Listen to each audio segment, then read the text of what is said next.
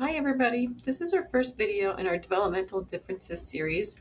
We'll be moving through lifespan step by step, and in this video we're going to start at the very beginning, the birth to 2 years.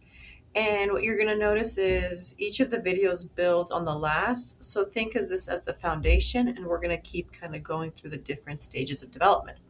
We're going to start talking about the first 2 years of life, also known as infancy. And this stage includes newborns, infants, and the beginning stages of toddlers, from birth until children begin to walk and talk and explore the world more independently. These years are often described as foundational, not because everything is decided here, but because development happens faster than any other point in their lifespan. So a lot is happening in the first 2 years. So I want you to be thinking about, your own interactions with infants and toddlers you've been around, and think about what kind of behavior stood out to you the most. Was it their movement and how much, their ability changes within a year, their emotions, maybe their communication, their relationships to their caregivers? Just think about that, what that looks like and how much growth happens in the first year. It's quite remarkable. So let's start off by talking about physical growth. The average newborn weighs about 7 to 8 pounds, and most actually fall between 6 and 9 at birth. And then right after birth, their weight drops and then they kind of kick back up again. In the first few days, they lose some amount, and then this is quite normal for babies. Once feeding is established, growth begins to accelerate very, very quickly. And most infants, they double their birth weight by about 4 or 5 months, and they triple their birth weight by their first birthday. So if a baby weighed around 7 pounds, they're probably about 21 pounds at 1 years old. And for newborns, how tall are they? Their average is about 20 inches in length, and by age 2, most children are about 32 to 36 inches tall. You'll also notice changes in body proportions. At birth, a baby's head makes up about a quarter of their total body length. And then over time, the rest of the body starts to grow faster, and then the proportions begin to even out. So that's why we kind of see when, especially babies, infants, like they tend to have big heads and bellies and stuff. Things aren't proportionate just yet. But that'll all even out by the time they're 3 or 4. So, moving on from physically, what is happening in the brain? This is the part that there's a lot going on. We see the most dramatic changes are happening inside the brain. So, obviously, we want to spend some time talking about it. At birth, the brain is about 25% of its adult size. And then by 2, it reaches about 75% of the adult weight. Weight is what we're talking about. But brain development is about organization and not just size. So it's about how they're processing information.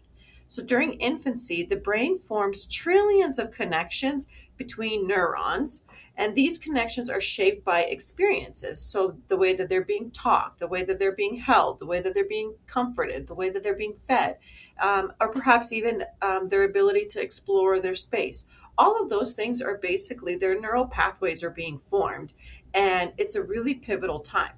Connections are used repeatedly or strengthened. And so if something is constantly reoccurring in their life, that neural pathway basically becomes more. So think of it like a pathway on a trail, right? The one that starts to get used the most is the one that strengthens the most. And then the connections that are rarely used, they basically it's called pruning. They basically get trimmed away in the process. And the reason your brain prunes, it's like a tree analogy, is because it then makes your other connections more efficient. And so basically things that the brain doesn't see very often happening, it gets rid of it, and then it focuses energy in different areas. Another important process is myelination. And myelin is basically a fatty coating that helps messages travel faster to the brain. And so this begins from infancy and then obviously will continue into adulthood. And not all parts of the brain is going to be mature at the same time. So even though the weight might be, starting to look like the adult size, there's still a lot that needs to be formed over the course of a human development. So the prefrontal cortex, right, which is this part here, which helps basically with impulse control, planning, and emotional regulation, this part develops really, really slowly and will not fully mature for years and years and years. And so that's just something that kind of starts off. What we do need to be thinking about is, as babies, they're constantly receiving information, and whatever they constantly repetitively see, that's where their neural networks are going to be the most strong when it comes to it. So going from the brain and then moving towards the motor development of kids, of babies, basically motor development refers to the movement and the physical coordination, so the physical components of it. Newborns are born with reflexes instantly, so they automatically respond that basically support their survival. So this includes sucking, like for food, rooting and grasping. When a newborn just grabs your finger and stuff, it's really just a reflex that's happening. After a few months, reflexes begin to fade and they're basically replaced by voluntary movement. So now they're intentionally squeezing your hands, where before it was just happening. And we usually talk about two types of motor skills when we talk about development. We talk about obviously the gross motor skills and then the fine motor skills. And gross means big movements. And so that's things like a baby learning how to roll, learning how to sit up, crawl, eventually stand, and then walking. Like that's considered gross motor skills because it involves the whole body. But the fine motor skills is things like grasping objects. It's called a pincer grasp. And so they really are trying to practice that fine movement.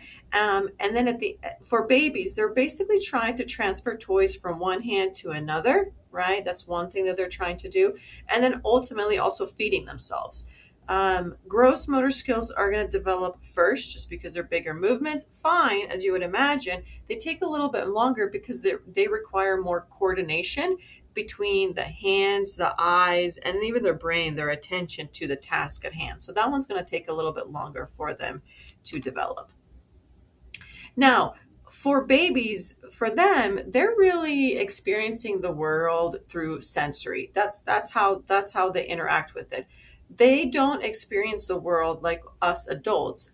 Their senses are developmentally tuned, and they're not underdeveloped. And so what that means is, like, for their vision is the last thing to mature, right? For a baby at the beginning, they cannot see very far.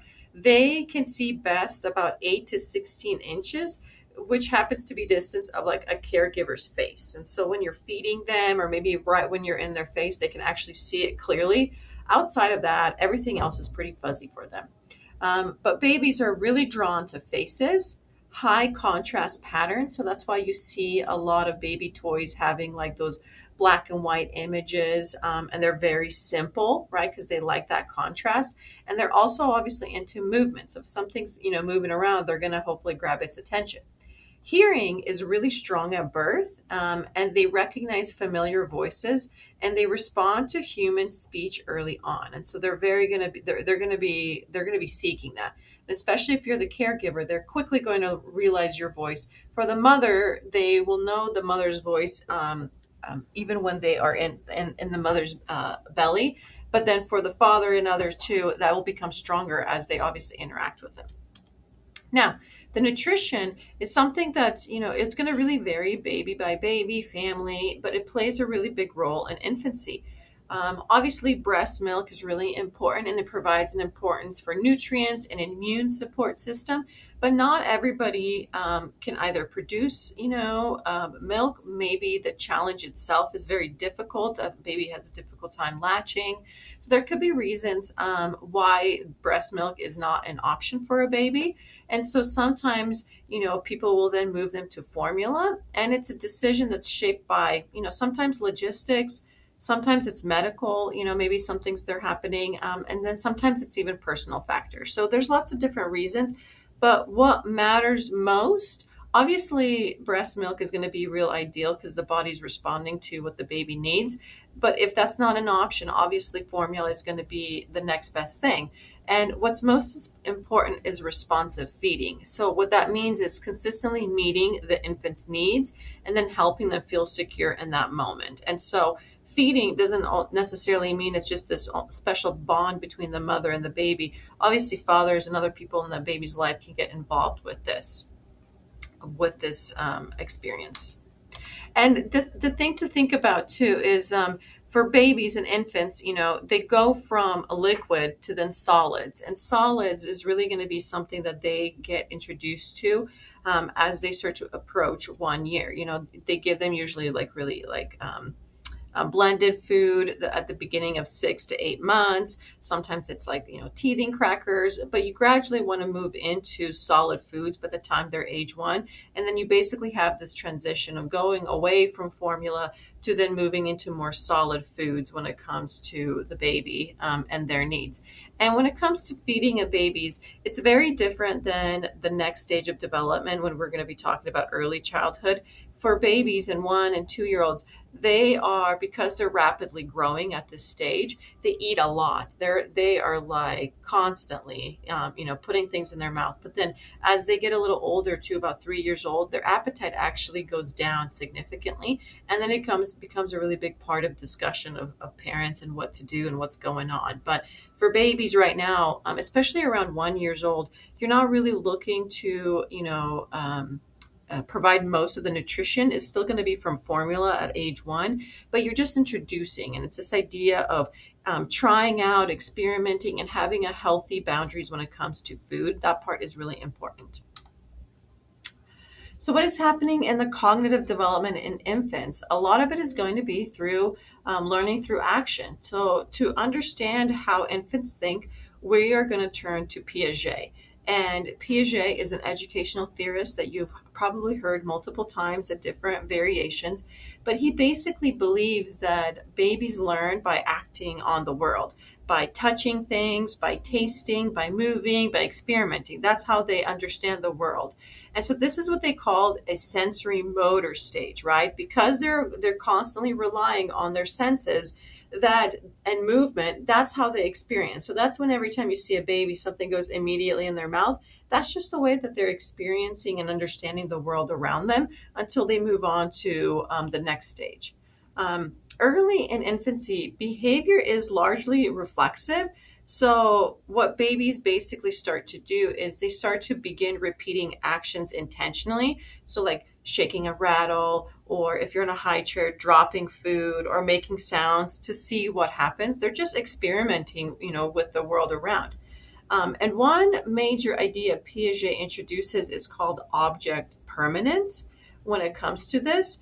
And object permanence is basically understanding that objects continue to exist even though they're out of sight. And so a lot of times when you introduce something right to a new baby, if it's out of their purview, it's gone forever, right? Whether it's a human or a toy, see you later. But then as they continue to grow, they start to realize that objects still exist when you don't even see it. So this is that kind of like, popular thing where people will put like a toy underneath a blanket and then look for the baby to lift it up. So then they understand it's there. And what this does is, because it, develops gradually, it's also about relationships. So if mom leaves, it doesn't mean she's gone forever, or dad leaves, they're gone forever. It means that they're also going to be coming back. But this is something that develops gradually, and it's probably around 8 to 12 months when they start to actually understand this. So, and things to think about is later research shows infants demonstrate early understanding, even if they can't just act it out consistently. By the end of the second year, though, toddlers begin use mental representation. They can think before they act. This includes deferred imitation, when a child observes something and reproduces it later. So they might see something happening at breakfast and then doing it later, maybe the next day or at dinner, right? So then they can almost hold that information and then it'll come back out later. So that's just a lot is going on with the baby. But the biggest thing you want to walk around is they experience the world through senses. And the big thing that they're working on is object permanence, that things still exist even though I can't see it. And again, it's going to take a while for them to get to that, but that's the natural progression, what is happening. Now, language, obviously, they're going to be communication begins long before their words themselves. Newborns obviously are going to be communicating to the adults in the room through crying, facial expressions, and body movement. That's basically it. So this is their attempt. And the thing for adults is just being in tune with what is going on. So by 2 to 3 months, babies begin to coo. The first month, they're just breathing. You know what I mean? They're just trying to learn how to process food through their body. Now they have to do it where it was, it was already done for them. So once they've been able to do that and they're working on that, they begin to coo at 2 to 3 months. And then by 6 months, they begin to babble. And babbling is just like repeating sounds like ba ba da da. Like they're not associating it to a human being just yet, but they're just repeating sounds. And understanding language comes before speaking it. And so by typically by 12 months, they might know one to three words at most, but they might definitely understand it. And so if you have like a dog in the house, and if you're saying doggy, you saying it so much and pointing it to your dogs, they know what it means, but they may not be able to speak it. Again, first words usually appear around 12 months and often represent full ideas. So they're not going to be putting two words together. So one word can have a standing for an entire message, whatever that might be. And then by 18 months, about a year and a half to 24 months, vocabulary grows rapidly and they start to combine words together. So this is sometimes called telegraphic speech or text message speech, right? So they're not using full sentences. That's not the expectation. Adults naturally support language through child directed speech, which means exaggerated pitches when people have it, a slower pace, and repetition. So, this is where people constantly are saying mama, dada. My son, after he was able to say those two words, his next word was nana, which represents banana. And so it just depends, and that's the way he's using that word to represent what he wants. There are different explanations of how language develops. Chomsky emphasized that biological readiness for language, which means basically like we have this part in our brain. And Skinner emphasized that learning through interaction and reinforcement. And so, in many ways, it's probably a little bit of a combo of both. Researchers agree that language develops through both biology and social interaction. And so we already have parts in our brain. What that means is we have parts of our brain that are tuned to create language, but the social interaction that they have in the home and the quality of that is obviously going to make a big impact when it comes to the development of a child and their language. Now, leading to the next question about social and emotional development, babies express emotions from birth. Again, they're pretty restricted in how they do it because their inability to convey those sounds, but they have plenty of emotions. Smiling appears around 2 months is when you're actually going to get a crack. If you get one before that, it's probably gas. Then followed by laughter. Sometimes they can be fear if they're startled by something. If they're frustrated, they can even show basics of anger and sadness. And that comes later on in the year. But those emotions and their ability to express it starts to obviously increase by the time they reach 1 year. An awareness of other grows. Babies may show stranger wariness. And so what people might have a hard time is, let's say you have, you're the primary caregivers, but you're going to grandparents or, cousins or aunts and uncles. And maybe when they're 4 or 5 months, they were okay. But then by 12 months, now they've had some weariness toward them. And that's totally normal and expected. And so sometimes people are like, I don't understand what's happening. What that usually shows, if there's a stranger wariness, even if they are somewhat familiar, if there's some separation anxiety, those might feel like, oh no, but that actually indicates a healthy attachment and not a misbehavior. So it just shows that the baby has secure attachment to its primary caregivers, and then they might have a little reluctancy, but as they get a little older, they're obviously going to warm up to other individuals in their lives. Going into these emotional bonds, it refers to basically the baby and the caregivers, whoever that might be. A secure attachment forms when a caregiver responds consistently and sensitively. And so they're going to be attached to that individual because they're responding to their needs on a regular basis. Securely attached children feel safe exploring the world and return to caregivers for comfort. So let's say you're in an environment that's new to them. A lot of times what they'll do is they'll hold on, they'll be pretty close to their mom and dad at the beginning, or whoever's the caregiver at the beginning. And then as they feel comfortable, they might go and explore a little bit. They may come right back to almost like a tether to that parent. They're like a tether going back and forth for comfort. And then once they feel like, okay, things are good, I now have the ability to go and explore. So that's how we know that, secure attachment has occurred. Other attachment patterns may develop in context of stress or inconsistency or fear. So often tied to like the environmental conditions than parenting intent. And so sometimes it because of those reasons, sometimes the emotional bond might be a little bit more challenging, and then it might take some more time to reinforce it.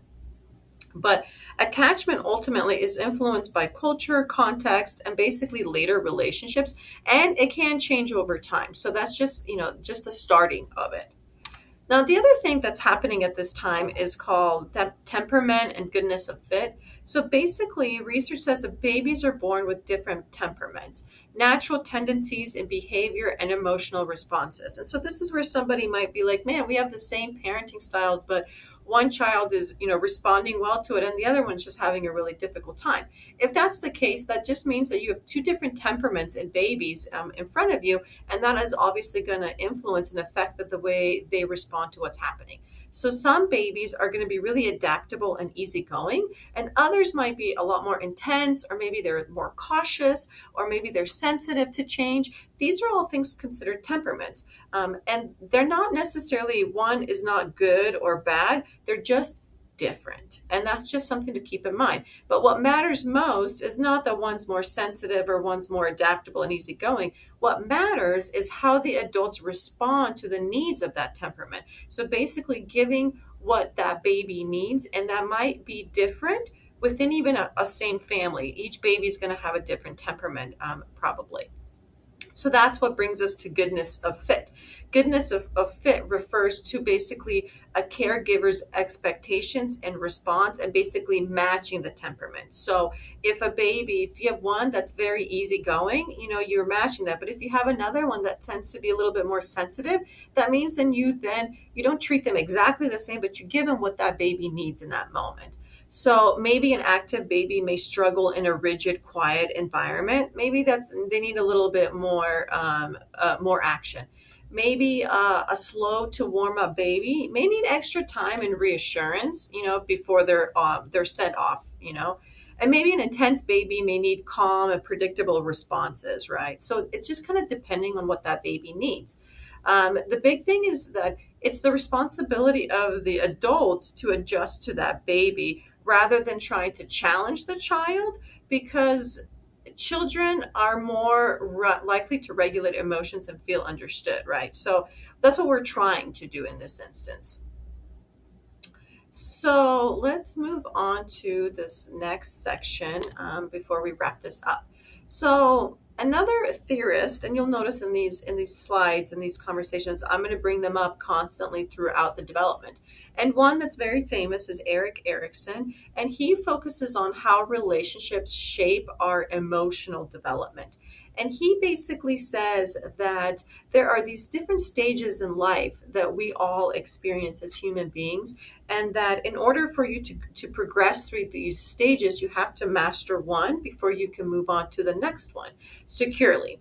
So the first stage at this age is called trust versus mistrust, which is basically birth to 1 years old. And basically, its infants are completely dependent on others. So when caregivers respond consistently and warmly, infants develop trust and a sense that the world is safe and predictable. Trust doesn't mean perfection. It means that over time, infants learn that when I need help, someone responds. And if a baby is crying out, right, and is not getting that attention and their needs met consistently, if that caregiver is inconsistent, then this is where mistrust happens, and it's difficult for them to move on to the next developmental stage, which is autonomy versus shame and doubt, happens from 1 to 2 years old.